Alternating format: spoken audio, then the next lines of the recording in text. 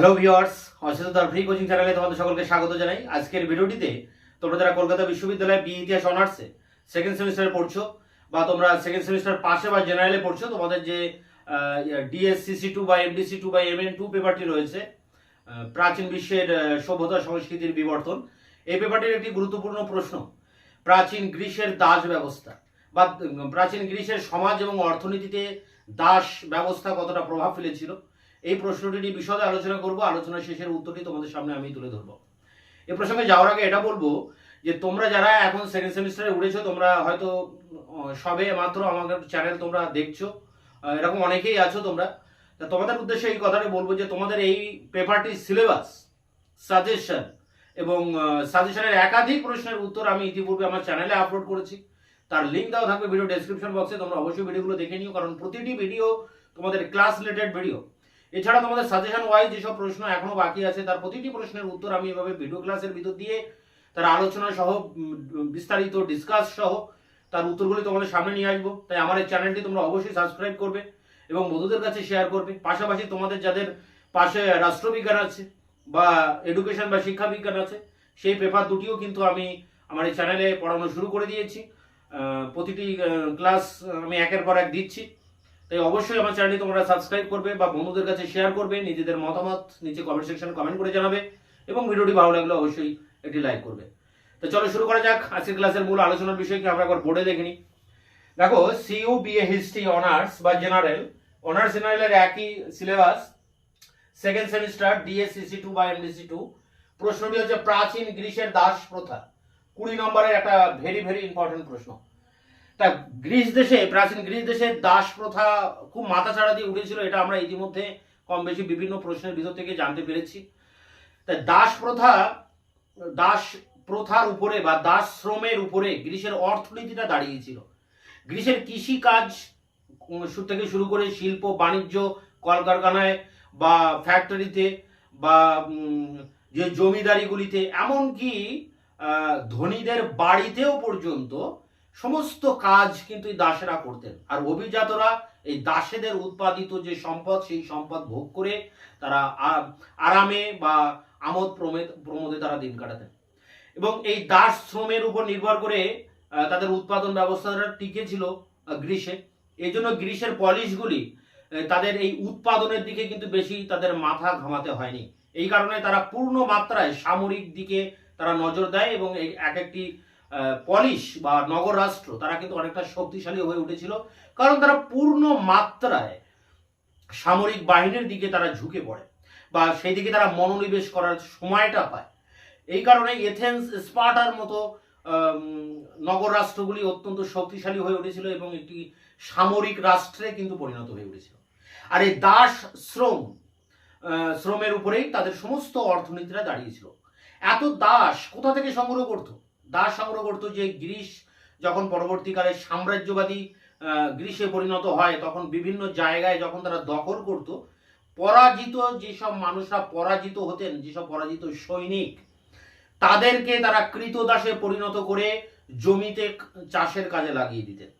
এছাড়া দাস বাজার ছিল, এশিয়ার মাইনর থেকে প্রচুর পরিমাণে দাস গ্রিসে রপ্তানি করা হতো এবং এই দাসদের ক্রয় করেও কিন্তু এই ল্যাটিফান্ডিয়া, যেগুলোকে জমিদারি বলা হয়, যা জমিদারি এলাকা, সেই ল্যাটিফান্ডিয়াগুলিতে বা বিভিন্ন খনিতে, বিশেষ করে রূপোর খনিতে তো ব্যাপকভাবে এই দাস শ্রমিকদের কিন্তু নিয়োগ করা হতো। এদের কোনো অধিকার ছিল না সমাজে, এদের কোনো অধিকার ছিল না। এরা ছিল প্রভুর দাস বা প্রভুর ব্যক্তিগত সম্পত্তি। অনেক সময় প্রভুরা এই দাসদের কিন্তু ভাড়া দিতেন, মানে বিনিয়োগের মাধ্যম ছিলেন।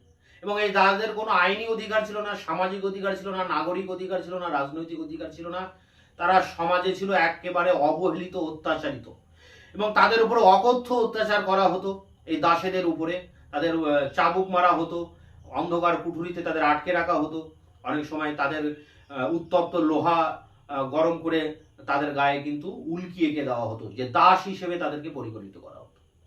তো এইভাবে দাসেদের জীবন একটা মর্মান্তিক জীবনের ভিতর দিয়ে তাদের জীবনটা কাটে এবং এই দাসেদের অর্থনীতির উপর, তাদের শ্রমের উপর বেশ করে প্রাচীন গ্রিস কিন্তু তাদের যে অর্থনীতি, সেই অর্থনীতিটা দাঁড়িয়েছিল। তাই এই জন্য সমাজের উপরে গ্রিসের সমাজের উপরে একটা ব্যাপক প্রভাব ছিল। অর্থনীতির উপরে তো ছিলই, এবং সমাজের উপরেও কিন্তু এর ব্যাপক প্রভাব ছিল। গ্রিসের প্রায় 1/3 লোক ছিল এই দাস। এবং এই দাসদের এক একটা অঞ্চলে এক এক রকম নাম ছিল।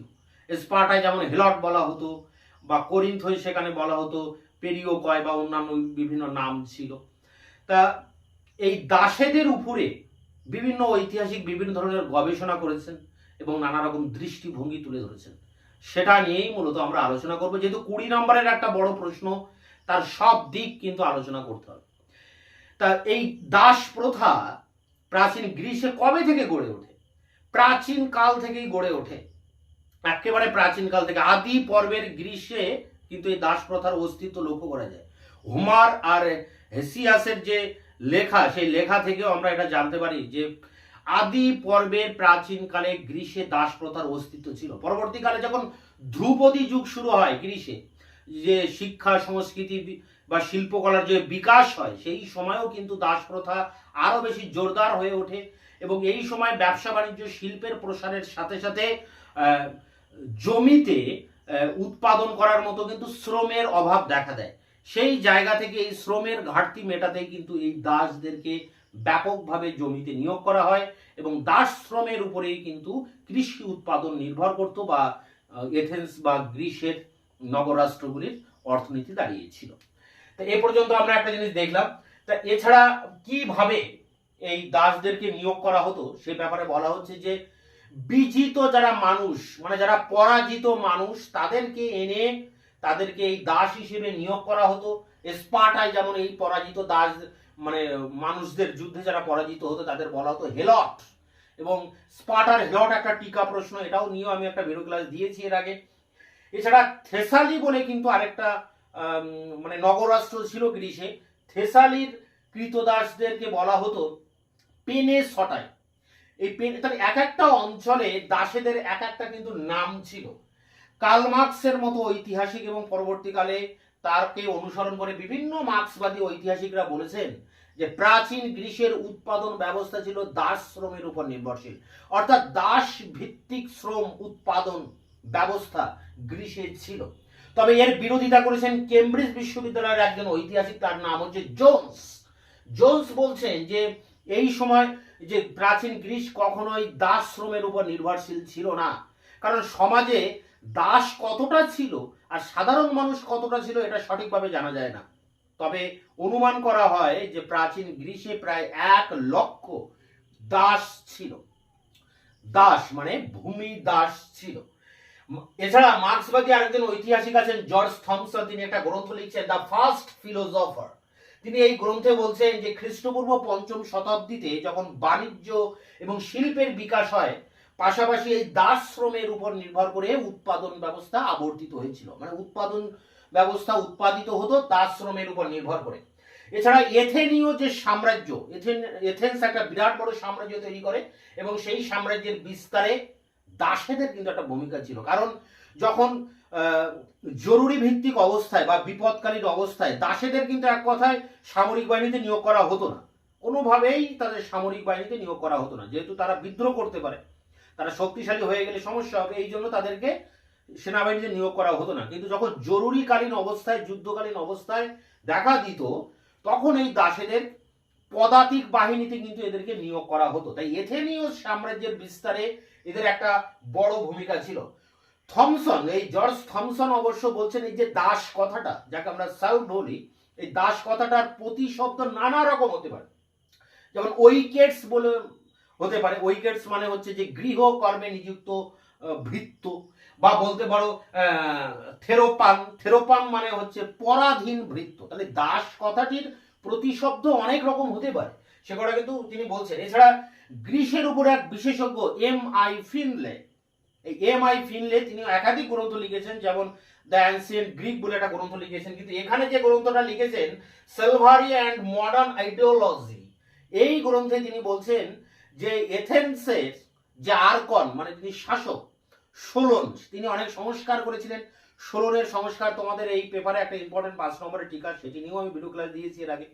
এই সোলন একটা সময় বলা হচ্ছে 594 খ্রিস্টপূর্বাব্দে, তিনি ঋণগ্রস্ত দাসেদের মুক্তি দিয়েছিলেন। মানে অনেক সময় তারা ঋণ নিতেন, সাধারণ মানুষ দেখা যাচ্ছে ঋণ নিল, ঋণ শোধ করতে পারলো না মহাজনের কাছে, তখন তারা কিন্তু সেই মহাজনের দাসে পরিণত হতেন, ঋণগ্রস্ত দাস। এই জন্য এথেন্সের আভ্যন্তরীণ ক্ষেত্রে একটা গৃহযুদ্ধ বাধায়, মানে এই কৃষকদের সাথে অভিজাতদের। হ্যাঁ, তাই একটা সময় এই সোলন দায়িত্বে আসেন এবং তিনি এই সমস্যাটা সমাধান করার জন্য ঋণগ্রস্ত যে কৃষক, যে ভূমি দাস, তাদেরকে তিনি মুক্তি দিয়েছিলেন। এর ফলে এই মুক্তিপ্রাপ্ত দাসেরা তারা বিপুল মাত্রায়, তারা সস্তা মূল্যের বিনিময়ে বা সস্তা শ্রম হিসেবে তারা কিন্তু কৃষিকাজে নিয়োজিত হয়েছিল এবং সেই জায়গা থেকে এই দাসেদের উৎপত্তি হয়েছিল। এ কথা বলছেন এম.আই. ফিনলে তার সালভারি এ মডার্ন আইডিওলজি গ্রন্থে। এছাড়া সোলন আরেকটা কাজ করেছিলেন, সেটা হচ্ছে জমির বন্টন করেছিলেন। অভিজাতদের মধ্যে বিপুল পরিমাণে জমি বন্টন করেছিলেন।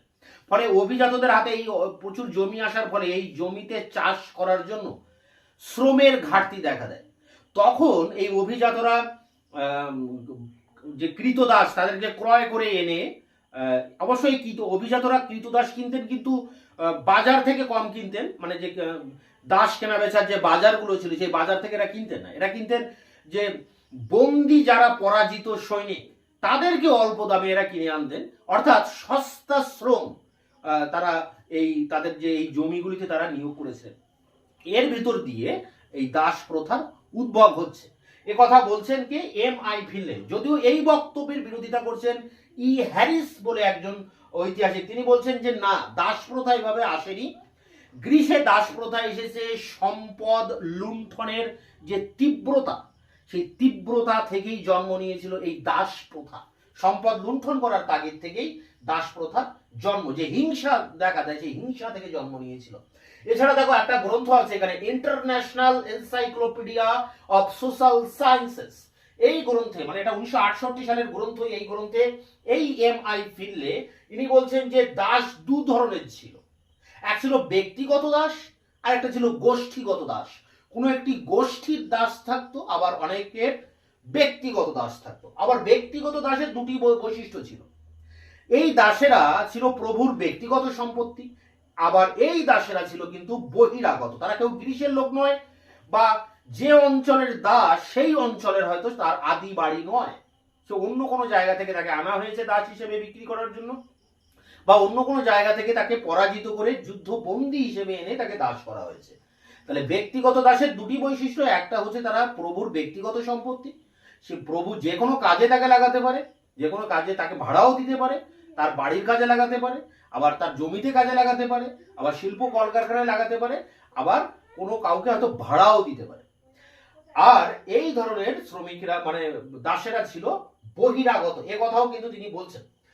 দাস সংগ্রহ করার উৎসটাকে, সহজ কথায় যুদ্ধ, যুদ্ধের মধ্য দিয়ে যারা পরাজিত হতেন তাদেরকে দাস হিসেবে এনে কাজে লাগানো হতো, বিক্রি করে দেওয়া হতো। বিশেষ করে এথেন্স যেসব জায়গা জয় করতেন, সেই সব জায়গার পরাজিত সৈনিকদেরকে তারা যুদ্ধবন্দী হিসেবে এনে তারা কৃতদাস হিসেবে কাজে লাগাতেন।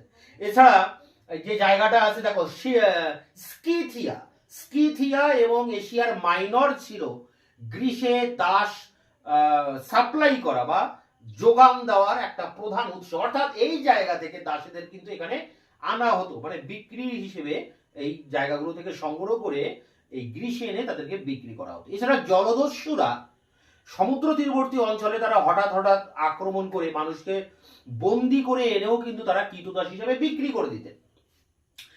অর্থাৎ এই বন্দি, মানে অভিজাতরা এই বন্দীদেরকে ক্রয় করতেন এবং তাদেরকে বিভিন্ন কাজে তাদেরকে লাগাতেন। তাই এই যে কৃতদাস, এরা ছিল এক কথায় বহিরাগত। আর গ্রিকদের চোখে এরা ছিল বর্বর, মানে বারবারিয়ান এদের বলা হয়, বা বর্বর বলা হয়। এবং দেখা যাচ্ছে যে এই যে কৃতদাস কেনা বেচা, এটা একটা সেই সময় একটা লাভজনক বাণিজ্যে পরিণত হয়েছিল। দাস ব্যবসা ছিল একটা বাণিজ্যিক ব্যবসা, খুব লাভজনক। এবং সেই সময় গ্রিসের 1/3 মানুষ ছিলেন কিন্তু এই কৃতদাস, মানে প্রতি 3 জনের মধ্যে 1 জন ছিলেন কৃতদাস। এবং এই দাসেদের বিভিন্ন কাজে লাগানো হতো, যেমন কৃষি, শিল্প, পাথর মানে খোদাই করা, খনিতে কাজ করানো বা রূপোর খনিতে কাজ করানো, অনেক সময় আসবাবপত্র তৈরি করা, থালা বাসন তৈরি করা, ব্যবসা বাণিজ্যে তাদের কাজে লাগানো, বিভিন্ন কাজে তাদেরকে লাগানো হতো। আবার এছাড়া যে ইরেকথিয়ামের মতো যে প্রাসাদ গ্রিসে রয়েছে, বিরাট বড় প্রাসাদ ইরেকথিয়াম, সেই প্রাসাদ নির্মাণেও কিন্তু এদেরকে নিয়োগ করা হতো, অট্টালিকা নির্মাণে নিয়োগ করা হতো। এছাড়া লোরিয়াম বলে একটি যে রূপোর খনি গ্রিসে ছিল, তাতে প্রচুর কৃতদাসকে নিয়োগ করা হয়েছিল। এই লোরিয়ামের খনিতে এই কৃতদাসদের উপরে অকথ্য অত্যাচার করা হতো। গ্রিসের যে নাট্যকার অ্যারিস্টোফেনিস, সেটাও একটা প্রশ্ন তোমাদের, সেই অ্যারিস্টোফেনিসের লেখা থেকে বা তার নাটকের ভিতর দিয়ে আমরা এই লোরিয়ামের রূপোর খনিতে কৃতদাসদের উপরে যে দুর্বিষহ অত্যাচার হতো তার ছবি আমরা পাই, তার বর্ণনা আমরা পাই এই অ্যারিস্টোফেনিসের লেখা বিবরণ থেকে।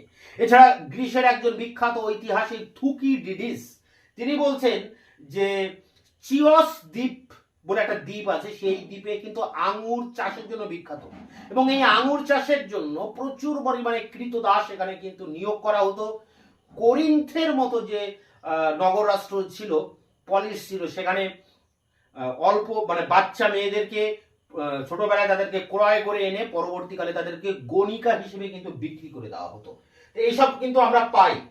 আরেকটা জিনিস আমরা দেখতে পাচ্ছি, সেটি হচ্ছে যে এই যে কৃতদাস, এদের কোনো অধিকার ছিল না, এক কথায় না এদের কোনো আইনি অধিকার আছে বা এদের কোনো আইনি সুরক্ষাও এরা পেতেন না।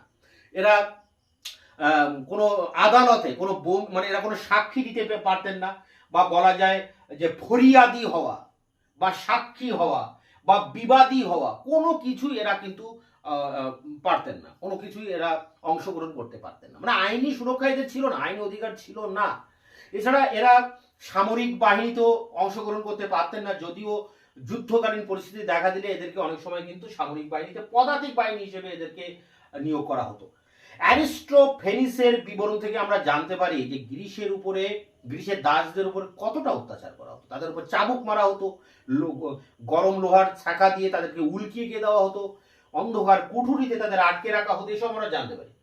এছাড়া এই কৃতদাসেরা পণ্য হিসেবে এদেরকে নাড়াচাড়া করা হতো। পণ্য, কোন একটা দ্রব্য পণ্য হিসেবে, ব্যবসায়িক যে পণ্য হয় সেই পণ্য হিসেবেও কিন্তু এই কৃতদাসদের তাদেরকে ব্যবহার করা হতো, তাদেরকে ভাড়া দেওয়া হতো। কোন এক অভিজাতের হয়তো অনেক কৃতদাস আছে, সে আরেকজনের কাছে সে কিন্তু ভাড়া দিতেন। তাহলে বিনিয়োগের একটা মাধ্যম ছিল কিন্তু এই কৃতদাস। এখানে এথেন্সের একজন সেনাপতি ছিলেন, তার নাম হচ্ছে নিকিয়াস। তিনি 1000 কৃতদাস ছিল, সেই 1000 কৃতদাস এই লোরিয়ামের রূপোর খনিতে কাজের জন্য তিনি কিন্তু ভাড়া দিয়েছিলেন। তো এসবও আমরা জানতে পারি গ্রিসের ইতিহাসে। হ্যাঁ, আবার অনেক সময় দেখা যায় এগুলো ব্যতিক্রমী ঘটনা, কিন্তু অনেক দাস কিন্তু মুক্তি পেতেন, তার প্রভুর ইচ্ছায় মুক্তি পেতেন। হয়তো প্রভুর কোনো একটা কারণবশত প্রভুর জীবন রক্ষা করেছে বা প্রভুর কাছে অনেক ভালো কাজ করেছে, সেই কৃতিত্বের স্বরূপ প্রভু হয়তো তাকে দাসত্ব থেকে মুক্তি দিতেন। কিন্তু এই ঘটনা খুবই কমই ঘটত, এবং তাকে মুক্তি দেওয়া হবে কি তাকে দাসত্ব রাখা হবে এটা কিন্তু প্রভুর ইচ্ছাধীন ব্যাপার, সম্পূর্ণ স্বেচ্ছাধীন একটা ক্ষমতা। তা যাই হোক, এই মুক্তিপ্রাপ্ত ভূমি মানে দাসদেরকে মেটিক বলা হয় মানে গ্রিসে, এবং এরা মানে মুক্তি পেলেও এরা কিন্তু নাগরিক অধিকার ভোগ করতে পারতেন না। নামে মাত্র মুক্তি, কিন্তু এদেরকে কোনোভাবে নাগরিক অধিকার এদের কিন্তু ছিল না। এছাড়া কি হতো যে এই দাসেদের উপর অতিরিক্ত অত্যাচার করার ফলে অনেক দাস কিন্তু পালিয়ে যেতেন, তাদের মধ্যে পালিয়ে যাওয়ার বা পলায়ন করার কিন্তু একটা মনোবৃত্তি ছিল। থুকিডিডিস এখানে একটা বিবরণ দিয়েছে। স্পার্টা টাইমটা দেওয়া হয়েছে 413 খ্রিস্টপূর্বাব্দে। স্পার্টা ডিসিলিয়া বলে একটি জায়গা জয় করে, এবং সেই জয়ের সময় প্রায় 20,000 কৃতদাস তারা কিন্তু এই এথেন্সে পালিয়ে যায়, এবং এই 20,000 কৃতদাসেরা বেশিরভাগ ছিলেন কারিগর শ্রেণীর, মানে তারা কারিগরের কাজ করতেন, কোনো কিছু বানানো বা কলকারখানায় কাজ করা, শিল্পতে কাজ করা, এই ধরনের শ্রমিক 20,000 কিন্তু তারা পালিয়ে গিয়েছিল। যাই হোক, মানে এখানে বলা হচ্ছে যে দাস প্রথা গ্রিসের একটা অবিচ্ছেদ্য অঙ্গ। গ্রিসের মানুষের জীবনে, সামাজিক জীবনে দাস প্রথা একটা অবিচ্ছেদ্য অঙ্গ হয়ে উঠেছিল। তবে এই দাস প্রথার বিরুদ্ধেও কিন্তু সেই সময় সমালোচনা হয়েছিল, অল্প হলেও সমালোচনা হয়েছিল। কিসের সমালোচনা? সমালোচনা এটাই যে এক শ্রেণীর মানুষ এই সময় বলেছিলেন যে আইনগতভাবে এবং প্রচলিত রীতিনীতির দ্বারা এক শ্রেণীর মানুষকে তার কৃতদাসে পরিণত করা হয়েছিল। মানুষের ভিতর থেকে কিছু শ্রেণীর মানুষকে তাদের আইনি মার প্যাসে বা প্রচলিত নিয়ম নীতির ভিতর দিয়ে তাদেরকে দাসে পরিণত করা হয়েছিল। যদিও গ্রিসের এক দার্শনিক অ্যারিস্টোটল তিনি অবশ্য বলেছেন যে এই দাস প্রথা একেবারে একটা স্বাভাবিক ঘটনা, একটা প্রাকৃতিক ঘটনা, এবং এই দাস প্রথার ভিতর দিয়ে সকলেই উপকৃত হয়েছিলেন। অবশ্যই দাসেরা উপকৃত হয়নি, দাসেদের দাস বাদে আর যারা ছিলেন সবাই উপকৃত হয়েছিলেন, অ্যারিস্টটলের কথা থেকে সেটাই দাঁড়ায়। তাহলে কিছুটা হলেও কিন্তু এখানে মানে এটা বলেছেন অ্যারিস্টটল তার পলিটিক্স গ্রন্থে, এটা মাথায় রাখতে হবে। তা যাই হোক, আমরা শেষের দিকে এটাই বলবো যে গ্রিসের এই দাস প্রথা ছিল কিন্তু একটা নিষ্ঠুর প্রথা, একটা অমানবিক প্রথা, একটা বর্বর প্রথা ছিল এই দাস প্রথা। এবং গ্রিসের এই দাস প্রথা এত বর্বরতা সত্ত্বেও একে উচ্ছেদ করা সম্ভব ছিল না, কারণ এথেন্সের অর্থনীতি ছিল এই দাস শ্রমের উপর নির্ভরশীল। এছাড়া আমরা দেখতে পাচ্ছি যে সেই সস্তা শ্রমের উপরে গ্রিসের মানে অর্থনীতি দাঁড়িয়েছিল, দাস নির্ভর অর্থনীতি। এখানে অভিজাতরা এই দাসেদের উপর নির্ভর করে তারা আরাম আয়সে তাদের জীবনযাপন করতেন, এবং যে সমস্যা সংকুল অর্থনীতি ছিল গ্রিসে, সেই অর্থনীতিতে এই দাস শ্রমের উপর নির্ভর করা ছাড়া আর কিন্তু কোনো রাস্তা ছিল না। তাই চাইলেও এই দাস প্রথা উচ্ছেদ সম্ভব ছিল না। এথেন্স একটা গণতান্ত্রিক পলিস ছিল, এথেন্সে বিশ্বে প্রথম গণতন্ত্র প্রতিষ্ঠিত হয়। সেই গণতন্ত্র প্রতিষ্ঠার পিছনেও কিন্তু এই দাস শ্রমের উপরে, দাস শ্রম কিন্তু একটা বিরাট বড় ভূমিকা নিয়েছিল। মানে এথেন্সের গণতন্ত্র দাঁড়িয়েছিল এই দাস শ্রমের উপরে নির্ভর, মানে দাস শ্রমের উপরে। একজন মার্ক্সবাদী ঐতিহাসিক স্ট্রেক ক্রোয়া তিনি একটা গ্রন্থ লিখছেন, the class struggle in ancient Greek. তিনি বলছেন গ্রিসের এই যে অর্থনীতি, এটা দাস অর্থনীতি, সালভারি ইকোনমি, দাস অর্থনীতি। আবার এখানে পেরি অ্যান্ডারসনের মতো একজন ঐতিহাসিক তিনি passage from antiquity of feudalism গ্রন্থে বলছেন যে ধ্রুপদী গ্রিসের যে সংস্কৃতির বিকাশ হয়েছিল, আমরা জানি গ্রিসের শিল্পকলার ব্যাপক অগ্রগতি হয়, ধ্রুপদী সাহিত্য, বিজ্ঞান, দর্শন, ইতিহাস, রাষ্ট্রবিজ্ঞান প্রভৃতির ব্যাপক অগ্রগতি হয়। কৃষ্টি কালচারের একটা পীঠস্থান গ্রিস, কথা বলছেন পেরি অ্যান্ডারসন। বলছেন এই যে ধ্রুপদী গ্রিসের সাংস্কৃতিক যে উৎকর্ষতা, সেই উৎকর্ষতার সাথে দাস প্রথা অবিচ্ছেদ্যভাবে জড়িত।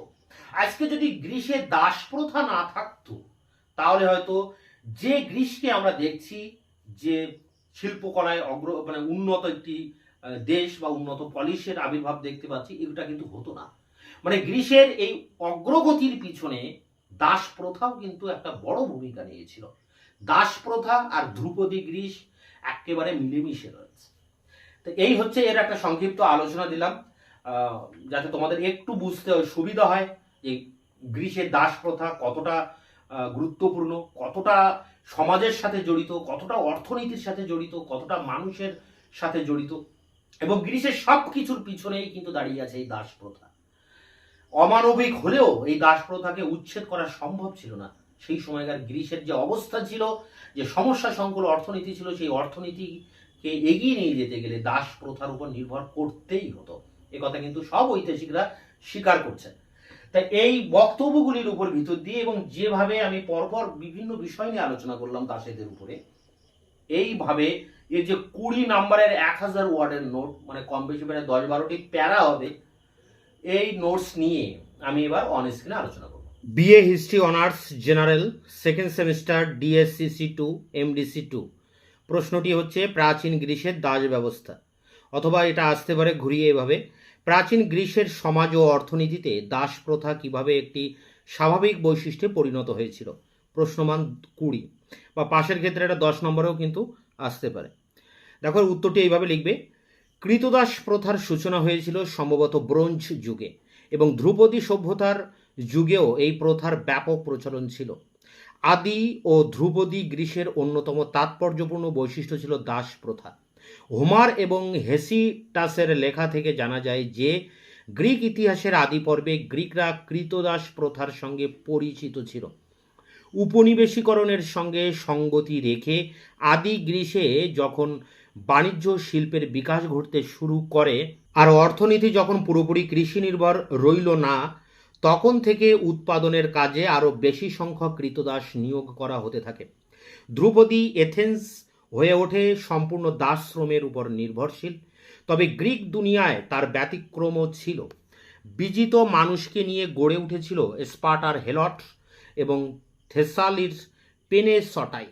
বিভিন্ন সাহিত্যিক উপাদান যথা অ্যারিস্টোফেনিস ও গ্রিক ভাষ্যকারদের লেখাপত্র ও সমসাময়িক লিপিগুলি থেকে জানা যায় খ্রিস্টপূর্ব ৫ম ও ৪র্থ শতকে এথেন্সে ও গ্রিসের অন্যত্র কৃতদাস প্রথা সমাজ ও অর্থনীতির একটি স্বাভাবিক বৈশিষ্ট্যে পরিণত হয়। পরের প্যারা দেখো, কার্ল মার্কস ও পরবর্তীকালের মার্ক্সবাদী ইতিহাসবিদেরা প্রাচীন গ্রিক সভ্যতাকে দাস শ্রমের উপর নির্ভরশীল সভ্যতা ও দাস শ্রমভিত্তিক উৎপাদন ব্যবস্থা হিসেবে আখ্যায়িত করেছেন। কিন্তু এই বক্তব্যের বিরুদ্ধে প্রশ্ন তুলেছেন কেমব্রিজ ঐতিহাসিক অ্যান্ড্রু জোন্সের মতে প্রাচীন এথেন্স ও অন্যান্য গ্রিক পলিসে দাসদের সংখ্যা ও নাগরিকদের সংখ্যার সঠিক অনুপাত পাওয়া সম্ভব নয়। সুতরাং প্রাচীন গ্রিক সমাজকে দাস সমাজ হিসেবে চিহ্নিত করা যুক্তিযুক্ত নয়। জন ফাইন মনে করেন সাহিত্যিক উপাদান থেকে অনুমান করা যায় ধ্রুপদী এথেন্সের দাসেদের সংখ্যা ছিল মোটামুটি ১ লক্ষ। এই সংখ্যা অবশ্যই প্রমাণ করে যে ধ্রুপদী যুগের এথেনীয় সমাজ ও অর্থনীতিতে দাস ব্যবস্থা ছিল একটি তাৎপর্যপূর্ণ বৈশিষ্ট্য।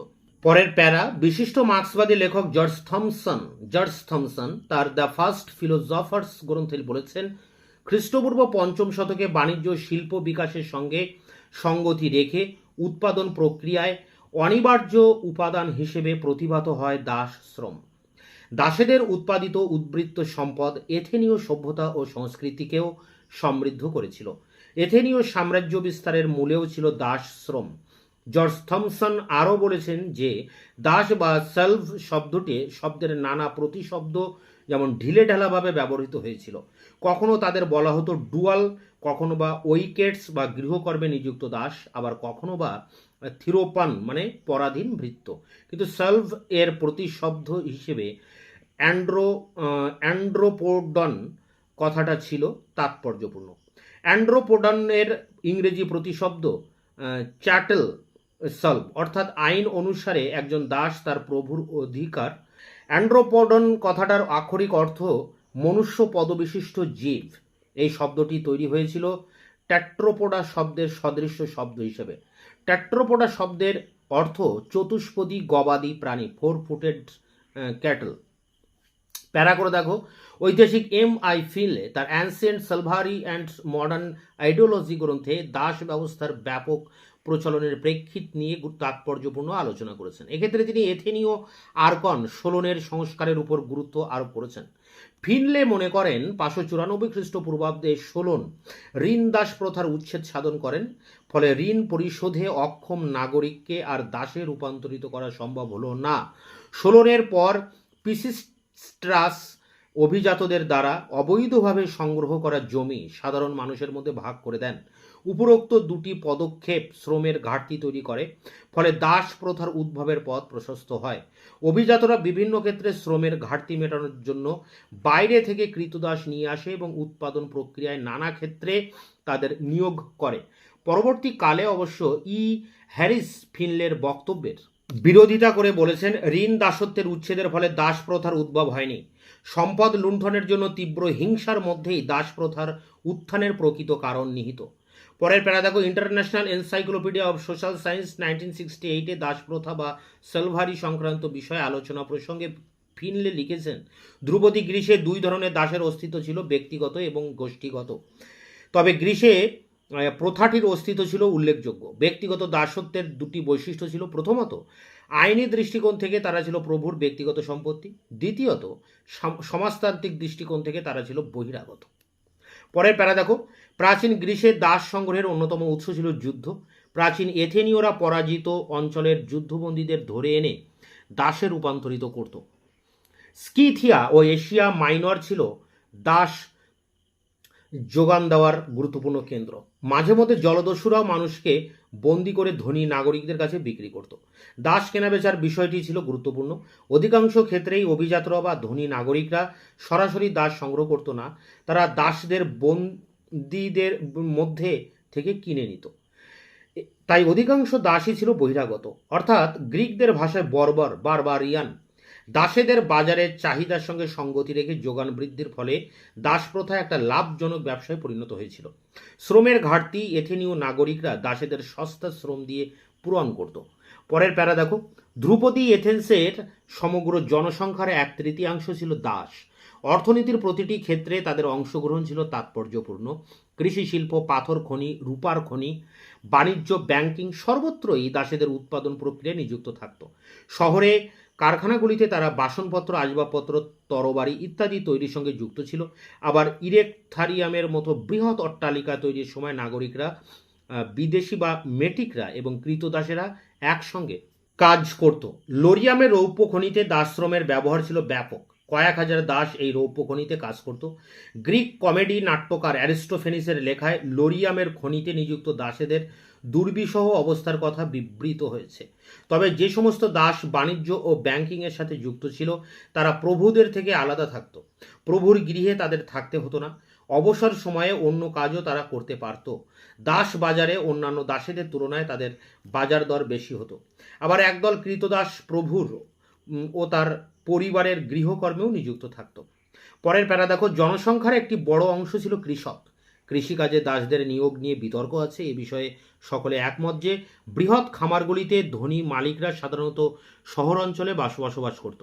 গ্রাম অঞ্চলে অবস্থিত তাদের মালিকানাধীন কৃষি জমিগুলি চাষবাস ও দেখাশুনো করত দাসেরা।